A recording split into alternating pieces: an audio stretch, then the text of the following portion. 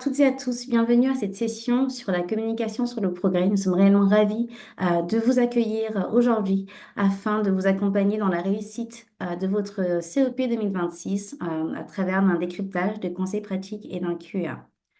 Dans le contexte d'évolution continue de cette communication sur le progrès, tant sur le questionnaire, l'interface que l'outil de visualisation des données, il nous paraissait essentiel que vous vous sentiez suffisamment équipé et accompagné pour préparer et déposer votre CEP sereinement.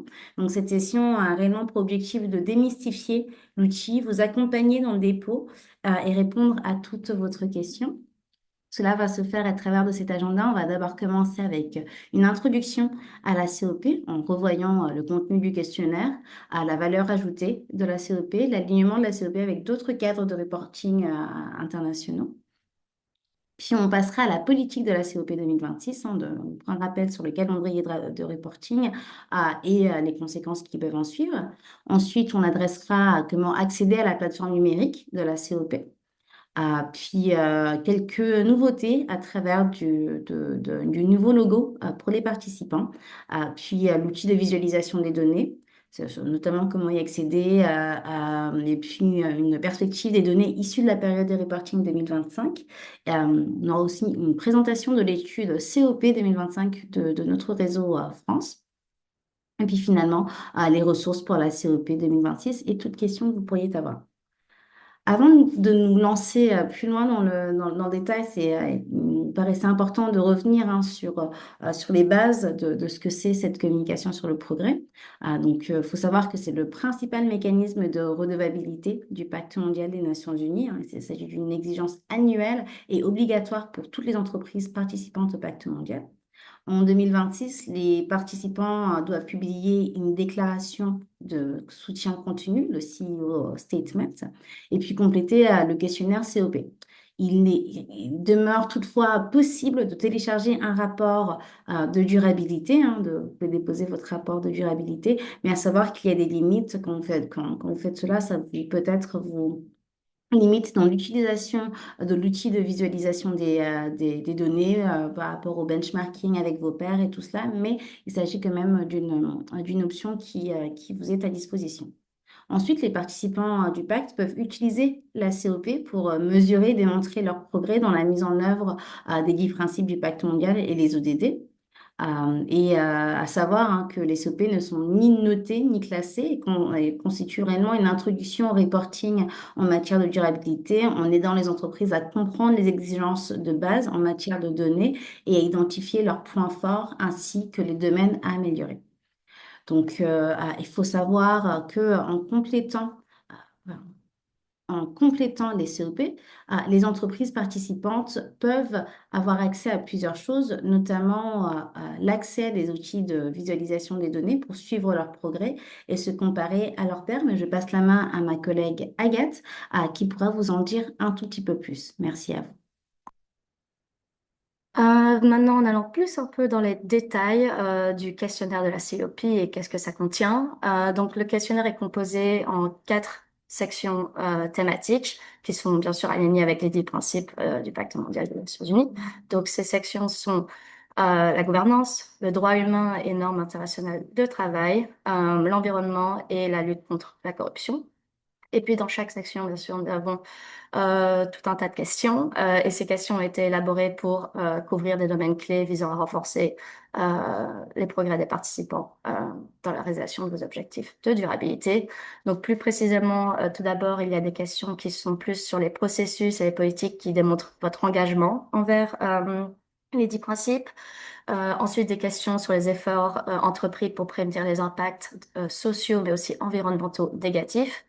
Et finalement, des questions qui sont plus des indicateurs de performance ou des mécanismes de réponse, de remédiation ou de reporting qui permettent de soit de traiter les plaintes ou de tirer des enseignements.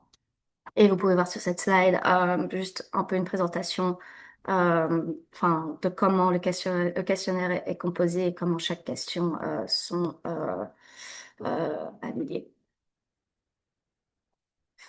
Mais plus important, c'est vraiment qu'est-ce qu'est la valeur ajoutée de la COP. Donc, la COP a une valeur pour différents parties, disons. Donc, tout d'abord, pour l'ONU et les autres parties prenantes mondiales, pardon, c'est une vue d'ensemble des contributions du secteur privé, mais au ODD. Et aussi, c'est un soutien aux programmes externes, donc par exemple les gouvernements ou d'autres associations. Ensuite, pour nous, pour le Pacte mondial, la CEP est très importante parce que ça nous aide à collecter des données et à suivre les progrès de nos participants par rapport aux 10 principes et les ODD, mais surtout aussi à orienter le développement de nos ressources programmatiques, donc, de tous les programmes qu'on développe à l'année. Et finalement, aussi très important, la valeur pour vous, les participants. Donc, tout d'abord, à suivre votre performance, à comparer votre progrès avec vos pairs et aussi, par exemple, à prioriser l'agenda de durabilité dans votre organisation et finalement, potentiellement, à vous aider à la préparation du reporting obligatoire dans d'autres cadres, donc soit au niveau national ou régional euh, et surtout en Europe en ce moment.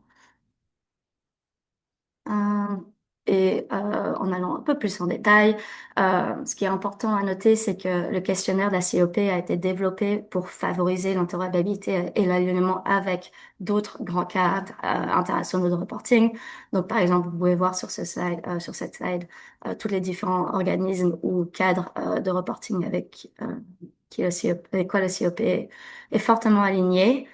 Donc, juste par exemple, le Global Reporting Initiative, donc la GRI, ASSB ou le CDP, mais aussi le CSRD et la ISRS Reporting, BSMI ou IFRS. Euh, le pacte mondial, on continue de collaborer avec toutes ces organisations. On est très proche, par exemple, avec le GRI ou EFRAG ou AFRS, par exemple, pour vraiment renforcer l'interopérabilité de nos ressources et vraiment essayer de simplifier euh, les exigences de reporting des entreprises. C'est important ou intéressant, par exemple, de noter que, par exemple, des standards tels que IFRS se concentrent principalement sur la matérialité financière pour les investisseurs, alors que la COP a un impact plus large, vu la diversité de nos participants à l'échelle mondiale, mais aussi l'engagement envers les 10 principes et les ODD. Donc maintenant, plus en détail dans les exigences et la politique de la COP pour 2026. Tout d'abord, comme je l'ai déjà dit, la publication annuelle d'une COP est obligatoire pour toutes les entreprises participantes au Pacte mondial des Nations Unies. Qu'est-ce que sont les exigences pour cette année? Donc similaire à l'année dernière. Ça contient d'abord donc la déclaration de soutien continu du PDG et ensuite une des deux options ou les deux ensemble, bien sûr, mais fortement recommandé, c'est compléter notre questionnaire numérique, mais il y a aussi l'alternative de télécharger un rapport de durabilité. C'est important de noter par contre que si vous avez rejoint le pacte mondial récemment, donc plus précisément si vous êtes un adhérent en 2025, euh, votre première COP est donc obligatoire cette année en 2026. Mais si vous êtes devenu membre en deuxième partie de l'année 2025, donc en T3 ou T4, vous avez la possibilité de publier votre première COP en mode privé. Donc, qu'est-ce que ça veut dire? C'est que la publication est visible seulement par votre entreprise sur votre compte et par l'équipe du Pacte mondial. Donc, votre première COP ne serait pas visible au public. Et ensuite, si vous êtes devenu membre du Pacte mondial en 2026, donc cette année, vous ne devez pas soumettre une COP et votre reporting deviendra obligatoire en 2027. Et on vous recommande de checker notre politique pour la COP 2026 en ligne. Elle est disponible sur le site web de la COP et il y a un peu plus de détails de la politique et des exigences. Et d'ailleurs, je vais vous envoyer le lien ici. Ensuite, notre calendrier pour 2026 qui est en fait assez similaire chaque année. Les étapes clés sont souvent les mêmes. Donc tout d'abord, la période de reporting commence le 1er avril chaque année. Donc ça veut dire c'est le premier jour que vous pouvez commencer votre reporting pour 2026 par exemple. Et vous avez par exemple, vous avez jusqu'au 31 juillet pour soumettre votre COP ou sinon votre statut de participant changera de actif à non communicating. Donc, qu'est-ce que ça veut dire? Ça veut dire que si vous n'avez pas soumis votre COP 2026 le 1er août, votre statut, alors, automatiquement changera à non communicating et il y a quelques restrictions. Donc, par exemple, impossibilité de rejoindre nos prochains programmes d'accélérateur, des groupes d'apprentissage entre pairs, de prendre la parole à certains événements et d'utiliser le logo du Pacte mondial. Mais c'est important de noter que vous avez encore entre le 1er août jusqu'au 31 décembre pour soumettre votre COP. Donc, si vous n'avez pas soumis le 31 juillet et que donc vous avez votre statut non communicating, une fois que vous avez soumis votre COP entre le 1er août et le 31 décembre, votre statut changera automatiquement à actif une fois, d'accord? Et vous serez alors bon, vous aurez mis toutes les exigences. Mais par contre, si le 31 décembre, vous n'avez toujours pas soumis votre COP 2026, alors le 1er janvier 2027, votre organisation sera radiée du pacte mondial et vous ne ferez plus partie de l'initiative. Et bien sûr, durant l'année, on a des activités enfin, d'engagement avec les participants, surtout au siège, par exemple, chaque mois, on a des séances de questions-réponses en anglais, mais qui sont ouvertes à tout le monde et vous pouvez juste venir et poser vos questions ou si vous avez des doutes de comment soumettre votre COP. Et ensuite, on a aussi des webinaires spécifiques aux régions et aux pays, comme aujourd'hui, on l'a en français. Hum. Maintenant que on a revu la politique, d'abord, comment accéder à la plateforme numérique pour soumettre votre COP 2026? Donc, première étape assez simple est d'aller sur le site du Global Compact et de vous connecter avec votre compte participant. Et si vous avez oublié votre mot de passe ou si vous avez un problème, vous pouvez utiliser le lien de réinitialisation que vous voyez la slide ici où vous pouvez nous contacter. Une fois que vous êtes connecté et que vous avez accès à votre compte, vous devez aller vous devez aller à l'onglet COP et Forward Faster Reporting, comme vous pouvez voir sur l'image droite, et utiliser alors le bouton vert pour accéder à la plateforme numérique de la COP. Et une fois que vous cliquez dessus, vous pouvez compléter et naviguer, vous pouvez naviguer et compléter votre COP. Pour certains participants, ceux qui font partie de l'initiative Forward Faster, en plus d'avoir un bouton vert sur votre tableau de bord, vous aurez aussi un bouton orange. Et ce bouton orange, c'est seulement pour compléter votre rapport de Forward Faster. Donc, pas tous les participants auront ce bouton orange et c'est seulement si vous faites partie de l'initiative Forward Faster qui est optionnelle et et pas obligatoire à deux. Non. Maintenant, une fois que vous avez publié votre COP, alors elles seront publiées sur le site web du Pacte mondial. Donc, vous pouvez voir sur la gauche un profil public d'un participant et il y a un onglet pour les communications sur le progrès où vous pouvez cliquer et consulter chaque publication. Euh, Vous verrez ensuite que le statut, une fois qu'il y a écrit soumis, ça veut dire que votre COP a été publié avec succès et il n'y a rien d'autre à faire, vous êtes bon. Sur la droite, vous pouvez voir une visualisation, enfin, à quoi ressemble la page de visualisation de la COP. Et il y a quelques fonctionnalités. Donc, tout d'abord, vous pouvez télécharger votre publication en format PDF en cliquant sur le bouton logo qui ressemble à une imprimante en haut à droite.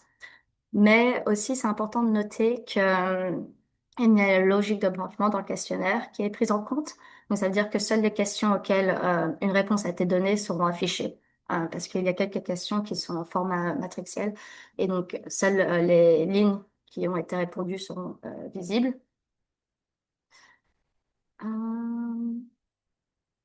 Continuons. Alors, récemment, on a aussi lancé un nouveau logo pour les participants. Donc, on l'appelle le logo participant pour le moment. Et c'est disponible pour tous les participants ayant publié leur COP 2025 et aussi la COP 2026 une fois qu'elle sera publiée si vous ne l'avez pas encore fait. C'est très facile à accéder. Il n'y a aucune demande ni procédure d'autorisation qui sont nécessaires.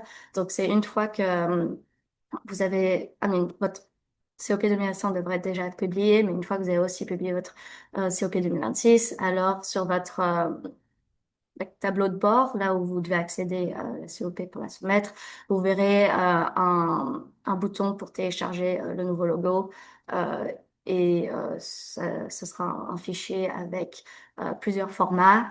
Donc, c'est disponible en 7 langues, français, anglais, espagnol, arabe, russe, chinois et portugais.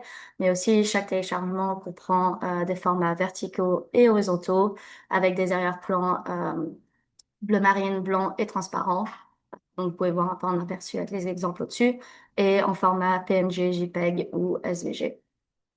Si vous avez des questions pour le logo, veuillez contacter notre support center, que c'est pas notre équipe COP qui gère les logos. Et si vous avez quoi que ce soit comme question, vous pouvez utiliser le lien que je viens d'envoyer.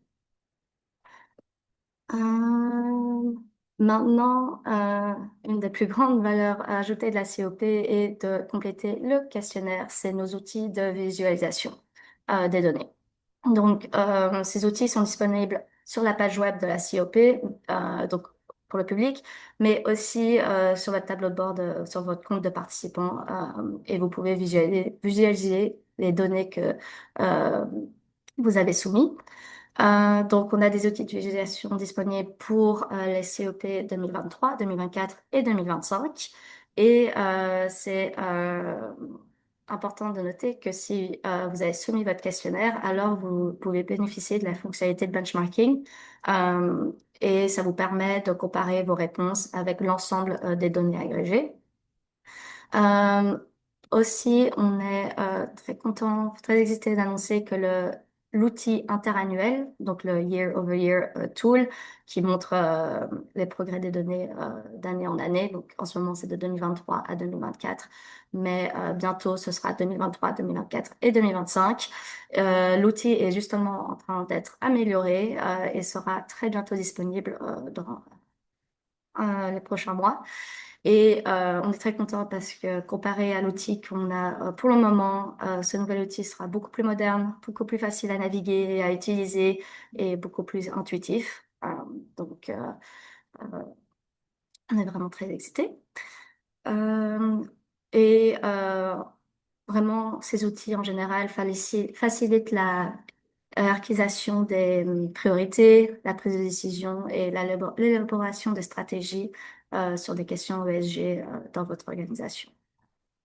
Que ça vous permet de comparer avec vos pairs, avec le marché ou d'une année à l'autre.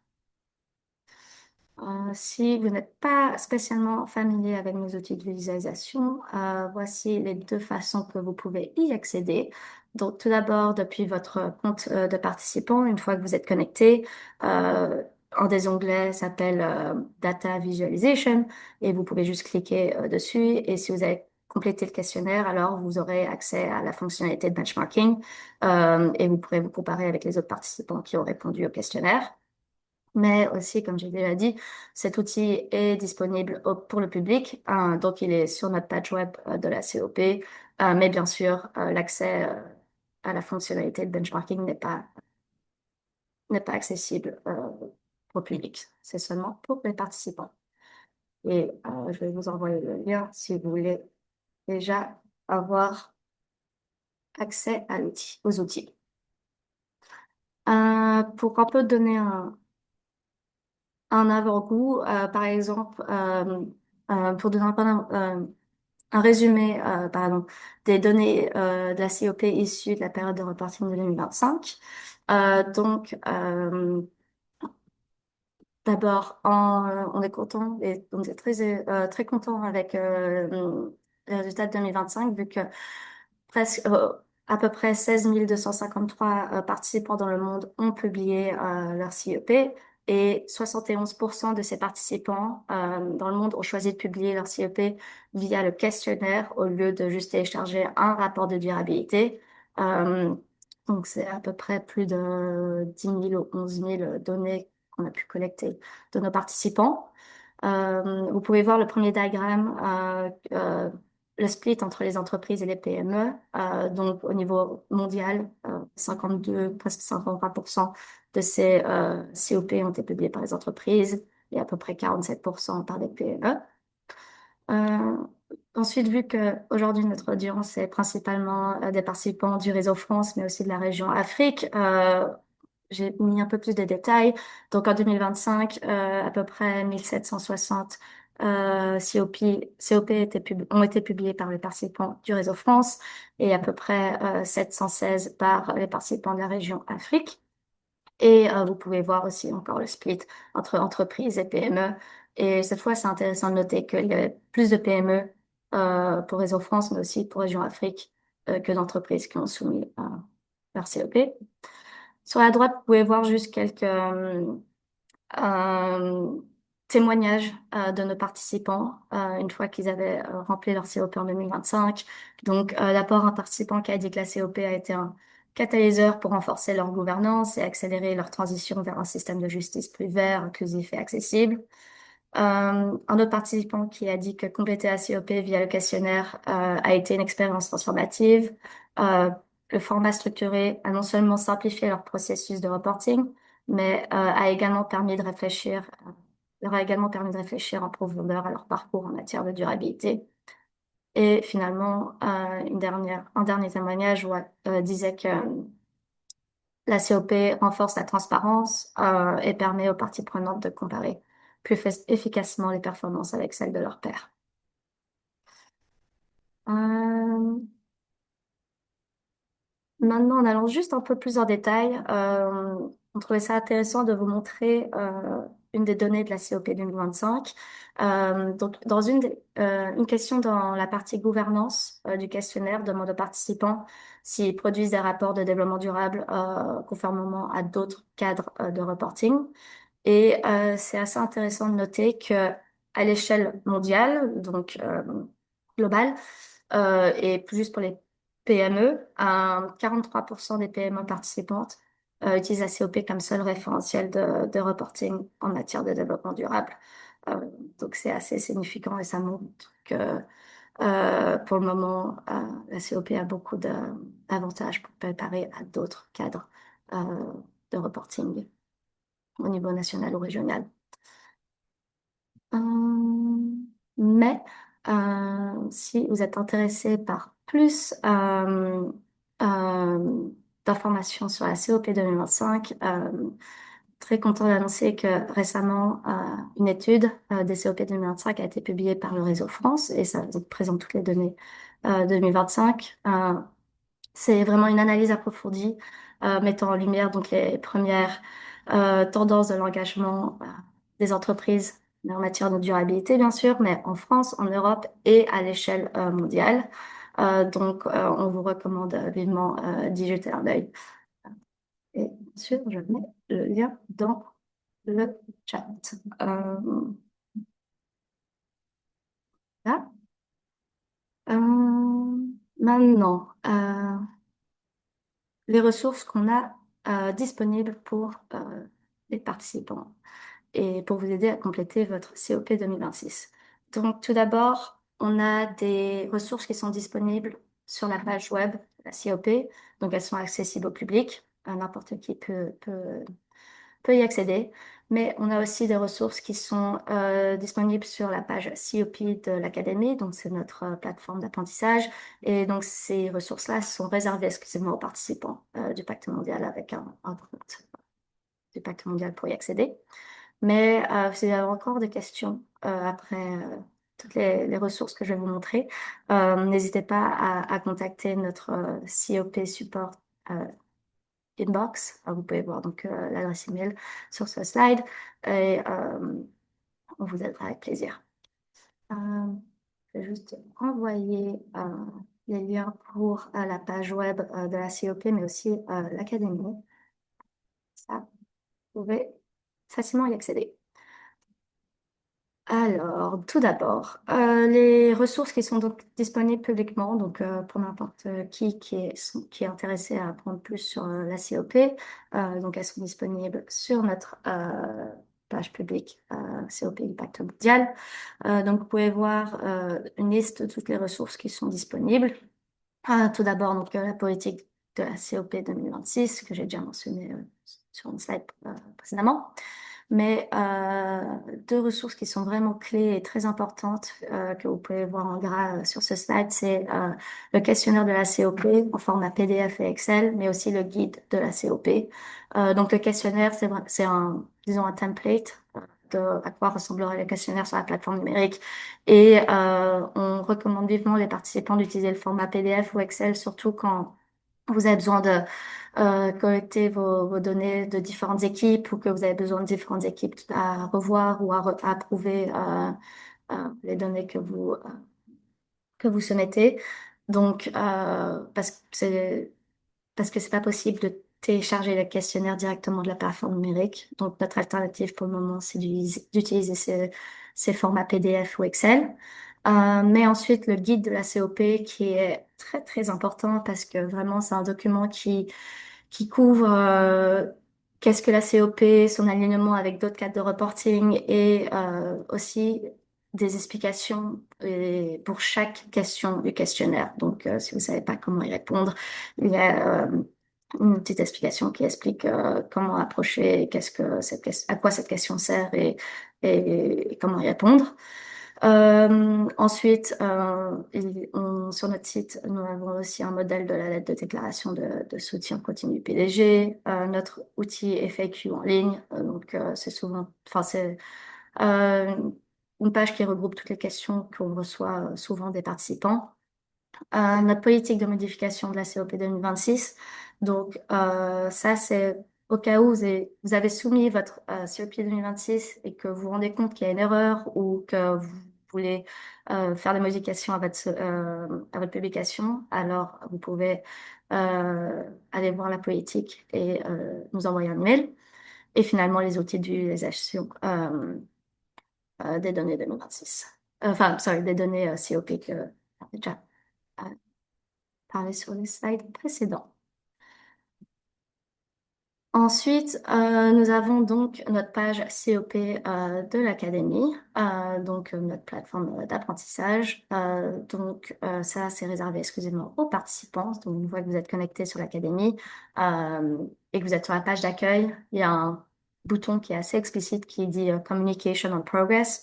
Vous pouvez juste cliquer dessus et ça vous amènera directement sur notre page COP. Et là, nous avons en plus d'autres sources. Donc, par exemple, un aperçu des modifications apportées au questionnaire de 2025 à 2026, mais aussi une liste de toutes les données quantitatives qui sont nécessaires pour remplir la COP. On a aussi un recording de un webinaire qu'on avait fait avec notre partenaire Global Reporting Initiative, donc GRI, qui explique un online database qu'on a créé en collaboration et qui vraiment montre les liens entre la COP, la GRI Standards et les ODD.